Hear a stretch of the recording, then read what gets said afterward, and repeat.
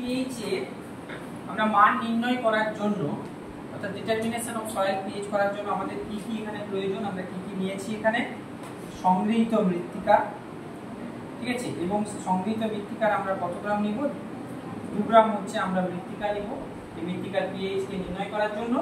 এবং তার সাথে হচ্ছে একটা clean test tube, distil water, container number 3 তে বেরিয়াম সালফেট, ইন্ডিকেটর নাম্বার 1 অর্থাৎ কন্টেনার নাম্বার 1 এ হচ্ছে পিএইচ এর রিজেন্ট, আর কন্টেনার নাম্বার 2 থেকে পিএইচ ইন্ডিকেটর নাম্বার 2 এর জলীয় দ্রবণ।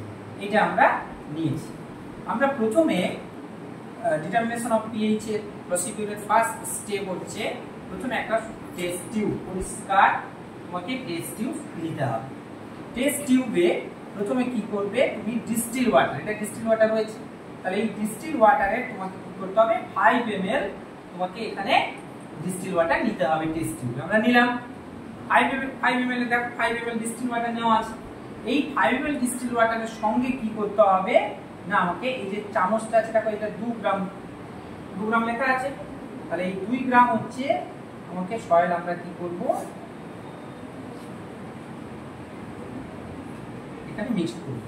আচ্ছা, এর ক্ষেত্রে বলে দিই আমি যে মাটিটা এমন ভাবে আমরা সংগ্রহিত মাটিটাকে পরীক্ষাগারে নিয়ে আসার পরে মাটিটাকে একটু তোমাকে কি করতে হবে বলতো, একদম মিহি করতে হবে। তার কারণ আমরা যদি একদম শুকনো মাটি থাকিয়ে তাহলে সেটা কি হবে, সহজে সেটা হচ্ছে সলিউশন অনেকটা সময় লাগবে। এই জন্য মাটিটা একদম যাতে এখানে একটু ডাস্ট করা হয়েছে, তো সেইটা তুমি এখানে কি করবে, 2 গ্রাম সয়েল, 2 গ্রাম সয়েল কি করবো এখানে আমরা,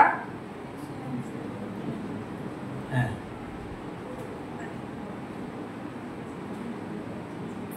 মিশে দিলাম। স্টেপ নাম্বার 1 আমাদের হয়ে গেল। ডিস্টিল ওয়াটারে মিশিয়ে দেওয়ার পরে এরপরে আমাদের কাজ কি হবে, কন্টেনার নাম্বার 3, কন্টেনার নাম্বার 3 তে কি রয়েছে, বেরিয়াম সালফেট। এই বেরিয়াম সালফেটে আমরা কত গ্রাম নিব না, 0.5 গ্রাম। তাহলে তুমি এটা কি করলো,